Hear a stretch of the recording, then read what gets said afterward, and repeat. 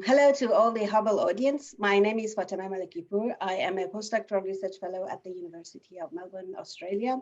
I'm also a member of Meet the First Author Committee at HubLE. I'm here today for an edition of Meet the First Author with Dr. Fatemeh Jazinizadeh. We will be talking about the recent paper titled 3D Analysis of Proximal Femur Compared to 2D Analysis for Hip Fracture Risk Prediction in a Clinical Population, which was published in Annals of Biomedical Engineering. Thanks, Fatemeh, for joining us today. To start with, could you tell us a summary of your work and how it fits into the big picture of your field? Thank you for having me. Sure, it would be my pleasure to share my work here in this platform. So to start with, the big picture behind my work really lays in enhancing the hip fracture risk prediction in older adults that are suffering from osteoporosis. So as you can guess, hip fractures are painful, but they also have a significant effect on patients' quality of life and also mortality rate after sustaining the fracture. So it is crucial to prevent this fracture through early diagnosis and identification of the patients so that these patients could benefit from medical interventions or protective measures. Currently in clinical practice, they use for diagnosis of osteoporosis and consequently estimating the hip fracture risk, they use a medical imaging called DEXA scans. So DEXA scans, while being so accessible and safe in terms of the radiation dose, being fast, but they have a limitation. They are not accurate enough in identifying all patients that sustain a hip fracture. And studies show that a high percentage of the patients who sustained a hip fracture, they actually had a normal DEXA scan. But as I said, due to accessibility of this method, it is anticipated that this method would remain as the primary diagnosis of osteoporosis. So what can we do here? One of the solutions could be trying to get more information from the DEXA scans through doing image processing techniques on these images. A hip DEXA scan essentially measures the average bone mineral density in the femur, while there are other contributing factors to the strength of the bone, like the geometry of the bone or how this bone mineral density is actually distributed throughout the femur. And that's what we were trying to do in this study. So in order to account for the effect of geometry and bone mineral density distribution in the femur, we use two image processing techniques, 2D statistical shape and appearance modeling and 3D statistical shape and appearance modeling.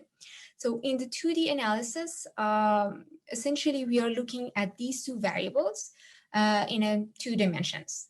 And in 3D analysis, what we are doing is to create a 3D model of the femur based on the 2D DEXA scan. And then we investigate these factors in 3 dimensions. And at the end, we are comparing the result of 2D and 3D analysis with the fracture history of the patients that were actually followed up for at least 5 years. And again, comparing the results with the clinically relevant methods like T-score or FRAX. Great, so that's amazing. So basically you're comparing a clinical base model with what you can make probably more accurate. What was basically the most important finding from this study? What do you think? Did you think you have achieved this sort of what you were expecting? So both 3D and 2D analysis actually enhance identification of patients who were at high risk of sustaining a hip fracture, comparing to other clinical methods like T-score or FRAX. Great. But another interesting findings that we had was like, while 3D analysis can provide more insight into the status of the femur, but when we get to identifying patients who are at high risk of sustaining a hip fracture, it doesn't add that much value comparing to the 2D analysis. And considering the time and the cost of implementing the 3D analysis, I would guess like 2D analysis would have the future of being implemented in clinical practice better than 3D analysis. So that was one of the main takeaways from this study. Well, that's an awesome thing. So you're reassuring the 2D clinical imaging in terms of predicting the fracture risk. The imaging is 2D, so we are using the DEXA scans for all of them. It's the matter of like how we analyze. Right. Yeah, that's great. So what do you think the limitation of this technique is then? If you want to think about, applying it into the clinic, what do you think is the limitation? That's a great question. So in order for any new technique to be a part of like clinical practice as a routine, first it has to go through like various clinical studies to be validated. Then we have to be able to offer it in an accessible platform that could be combined with things that are already in place in clinical practice. So for example, it should be combined somehow with the DEXA scan machines that are using, and then we have to introduce it. So we still have a long way, but that's the ultimate goal, like to be able to actually offer this as a like package, like validated, robust package that we can say, yeah, we can enhance identifying patients who are at high risk of sustaining a fracture and eventually prevent the fracture in those patients. So I would say that would be like the ultimate, like the joyful result from it. Great job. So what do you expect then the outcome would be? I mean, are you continuing to go to the clinic, or are you continuing with trials, or what's the plan? Yeah, so we are moving forward with applying these techniques in more clinical studies. And so we are anticipating we'll get the same good results that we get on this set of population that we studied in this paper. As I said, we're going to move forward until we get to the point that we can say with the confidence that this can be actually merged into what actually is in place. So we'll see how that goes. Yeah, hopefully that goes very well. So in terms of your own career and future goals, how do you think this publication could help you achieve those aims? Great question.